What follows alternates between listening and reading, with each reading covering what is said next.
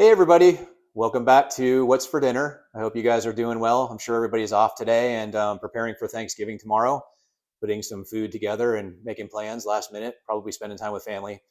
Hopefully that's not too stressful for everybody. If you guys are new to our channel, welcome. I'm Mark. I'm a certified health coach, and this is Teresa. She's a board certified family nurse practitioner, and we talk about hormones, health, and just about everything in between. So anyway, the theme tonight, we're going to skip dinner tonight. We're not going to go over that.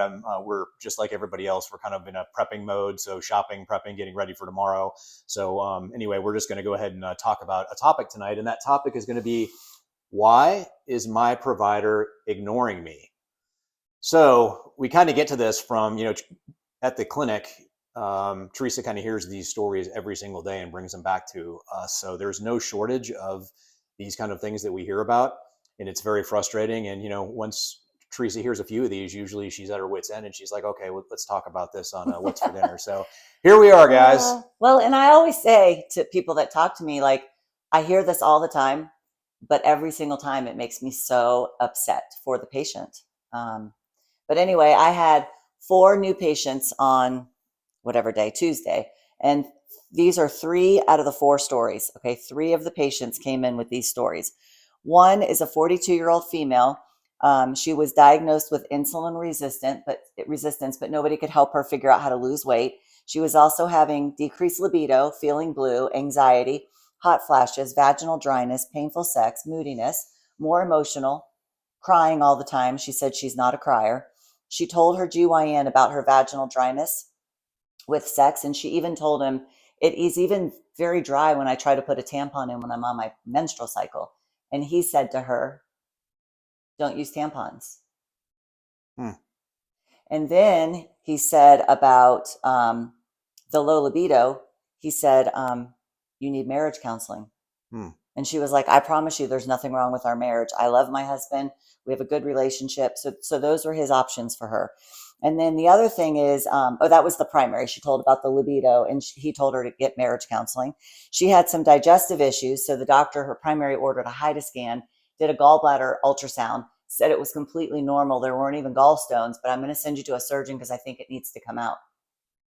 And so the patient was like, didn't go to the surgeon. And then when she ended up following back up with the primary, he kind of angrily asked, why didn't you go to the surgeon? And she said, because my scan was normal, there's nothing wrong with my gallbladder. So, he also told her, the GYN also told her to go to the sex store and get some toys. I also had a GYN tell a female patient one time when she complained of low libido that you don't have the right lingerie. And I was like, surely your husband would love different lingerie. Surely he will be so excited. You will not care. So she had all her hormones drawn. Her progesterone was less than 0.21, So we're not even talking at a half, a 0.5. And her estrogen was normal. Her FSH showed she's not in menopause. And said, well, what did they do? They could give you progesterone and testosterone. They did nothing. What levels do you like to see progesterone at? At least 10. Okay. To offset estrogen. And she was at a 0.21. 0.21. Wow.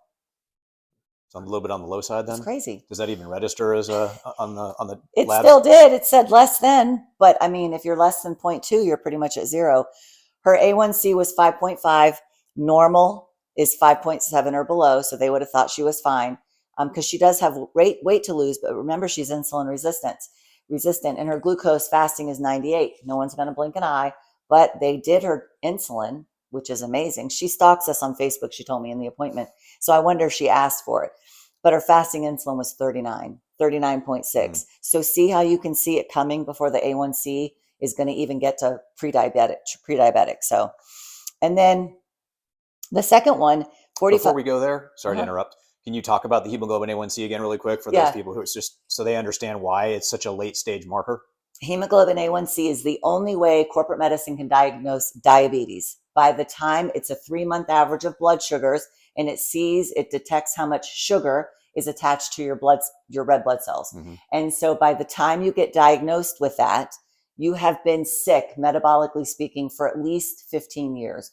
you can see the triglycerides and HDL ratio climbing, showing insulin resistance, and you can see the fasting insulin climbing and showing insulin resistance.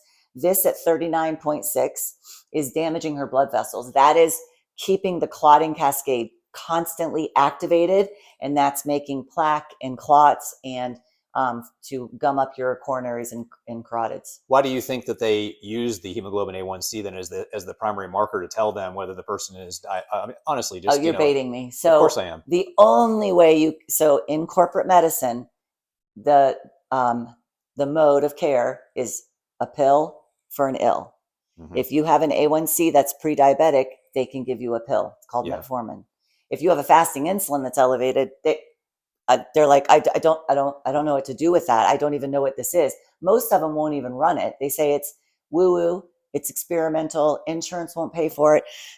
Cash pay at my office for a fasting insulin, I think, is $9. So if they catch you early with a fasting insulin and the triglyceride to HDL ratio, they could actually prevent you from having to go on a medicine. Yes. Whereas if you wait for the hemoglobin A1C to show it, it's going to be years past, it being too late. Right. Well, not too late. And we can still reverse it, right. But that's not their MO. Yeah. Their MO is not preventative, and their MO is not to reverse or get people off meds. I just wanted everybody watching to be fully understand and be crystal clear on what's going on here. And I will say, when I see studies of people, like a lot of doctors' surveys and other providers, when they say they basically think you're not going to listen to them anyway. And that's why they don't try to change you. Now, remember, no provider, including nurse practitioners, get nutrition training. So you don't want advice from them. You don't want hormone advice from them either, because we didn't get training. But they think you aren't going to listen anyway. And here's the thing. Probably 50% or even more of my patients don't listen to me. And by that, I mean make changes when I ask them to with food. But at least I've given them the information, because down the road, the seed I planted might be what produces fruit later on. Yeah. And we've seen that with some of your patients where it's been years down the road, and you've just been kind of like spreading those seeds or planting those seeds over and over again. And then finally you're like, they make a change, and it's like it's profound it's for some of them. Yes. And they're like, oh my gosh, why didn't I listen to you 35 years ago when you were telling me? No, I'm kidding. But anyway. Yeah. All right. So the second one is a 45-year-old female feels drained all the time, can't sleep, which is perimenopause. You cannot sleep. You don't have sex, your sex drive.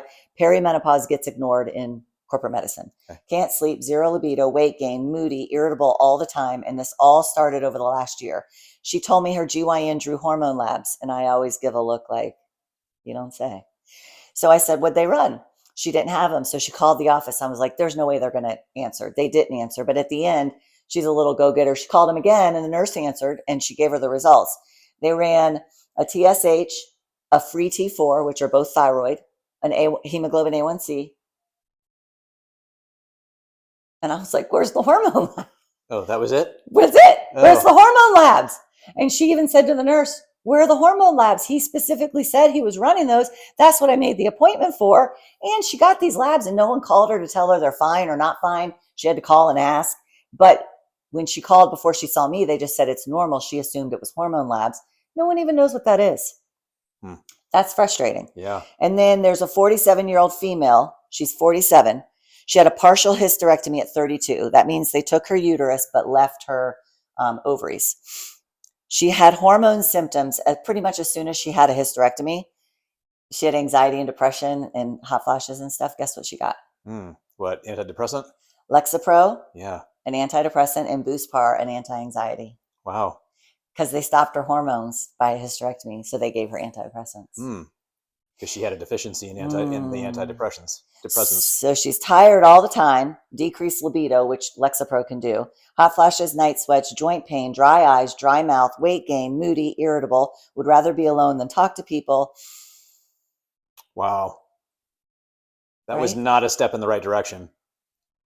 So I'm going to help all three of them. And then a chart I was getting ready yesterday for next week. She's coming in after her labs have been drawn. She's 41 years old. She came in with fatigue, depression, more irritability, zero libido, vaginal dryness, painful sex, hot flashes, night sweats, brain fog, more frustration than usual, and weight gain. She came in to see me, and she wanted to know if there was anything else that can be done before her primary raises her antidepressant level of medicine. She's currently on Zoloft. So I run her labs, and all her labs are normal. Remember, even progesterone for Quest labs, less than 0.5, flags as normal. Okay, it doesn't flag as low. Sorry, it doesn't flag at all. It comes up as normal. So everything I ran was normal, except she had vitamin D deficiency, which is implicated in anxiety and depression, which is her big thing. So I'm going to put her on vitamin D, but also her B12 was only 380. That's normal. The range is 200 to 1100. It's a huge range, and she's at 380. I like people 500 to 700 and above. So I'm going to put her on B12. Her thyroid was 0.2 of a point from being hypothyroid by labs. 0.2 of a point. That is all those symptoms pretty much right there. Just thyroid alone. She's going to get off her thyroid. She hasn't even seen me yet. Her magnesium, which is anxiety and depression and sleep and a feeling of well-being, was only 4.2.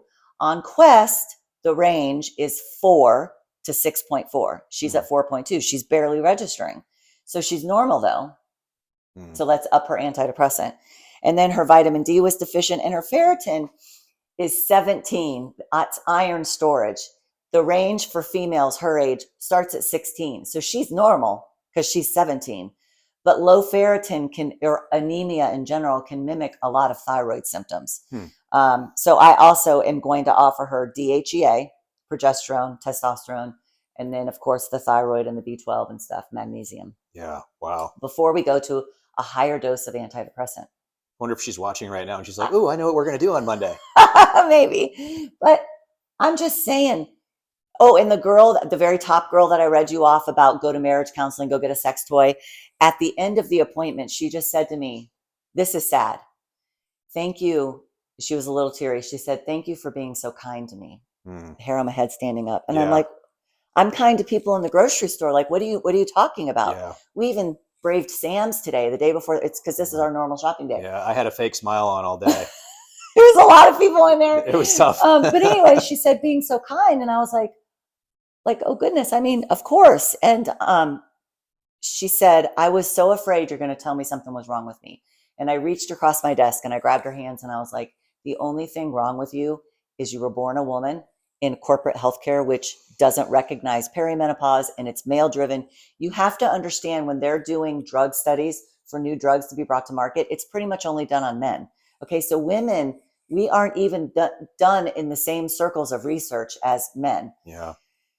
So all of these women, and I see men, I see a lot of men, but women, they come in and they're hot messes like this. And your primary says, "You're old, you need marriage counseling, you just need to get some sleep, you need an anti-anxiety medicine, you need hormones, and you also need to shore up your diet." That girl that he told to go to marriage counseling, her fasting insulin's 39. I want it 3 to 5 and below. And even on Quest, it's out of range. Quest range goes up to 18.4. So she's 39. She's severely insulin resistant. We're going to fix it all. Yeah. Well, and there is good for those of you who are watching from out of the country or in a different state where Teresa is not practicing and you can't, doesn't make sense to see her. Yeah. There is good news. So you can go to worldlinkmedical.com and you can look at the provider directory there and you can find somebody who's trained similarly in hormones as Teresa is. Yep. And so that's a way to start that. You can also watch our videos and like and subscribe because we talk a lot about metabolic health, which is the food side of things and the lifestyle changes. Yeah. But you can also go if you need a provider or you need a health coach that can work with you because you have issues there as well. You can go to LowCarbUSA.org or thesmhp.org. Yep. So there's resources out there for you. And so I just wanted to kind of. But this is the state of our healthcare. Yeah. And it's not healthcare, it's sick care. But the providers aren't equipped with the knowledge to really help you. Yeah. They, we should do a video on the Rockefellers taking over med schools, the Flexner Report of 1910. But it was a concerted effort to push natural remedies away in the early 1900s and go to pharmaceuticals. That's the only thing they know. And let's be honest, what is a provider really going to be able to do for you when they only have 15 minutes allocated a day to see you, because of the insurance model. Yeah. So 5 minutes with you, 5 minutes to write prescriptions and 5 minutes to chart. So anyway, all right. Well, anything else you wanted to say? No. All right, guys. Well, if you guys appreciate what we're doing, we appreciate it if you guys could, if you haven't already done so, like us on Facebook or subscribe to us on YouTube. We'll drop links to all the information I talked about, like Worldlink Medical and the SMHP, LowCarb USA, our social media stuff. That'll all be in the descriptions on YouTube, and it will be in a comment on Facebook. So I do have one more thing to say. Yeah, go ahead. There's a Low Carb USA conference coming up in Boca in January. Boca Raton, So, Florida. yep. Yeah. So you guys should sign up for that, even in person or virtual. In person is way better. Oh gosh. Because you have access to these people that you watch podcasts on. Like, they're just accessible. They're eating dinner with you. They're walking in the elevator and the halls with you. Yeah. I mean, you've had so many conversations with Rob Seifus. Oh, we sit and have dinner with the guys, for crying out loud, and then, they're just great people. Yeah, and then Rob Seifus, Dr. Rob Seifus, Carb Addiction Doc on YouTube. He'll see Mark across the room and he's like waving. I mean, they're so nice. You can ask any question you want. It's amazing. Yeah, sit and have dinner with them, pull them aside in the hallway, and they will make time for you. They do the same. They're just doing it to help people because they've been in the spot that we're all in. Yeah, for sure. All right, guys. Well, if I haven't said it already, you guys all have a happy Thanksgiving. Yes. And remember, food matters. Yes. And so we love you all, and God bless you, and we'll Bye. see you next time. Bye.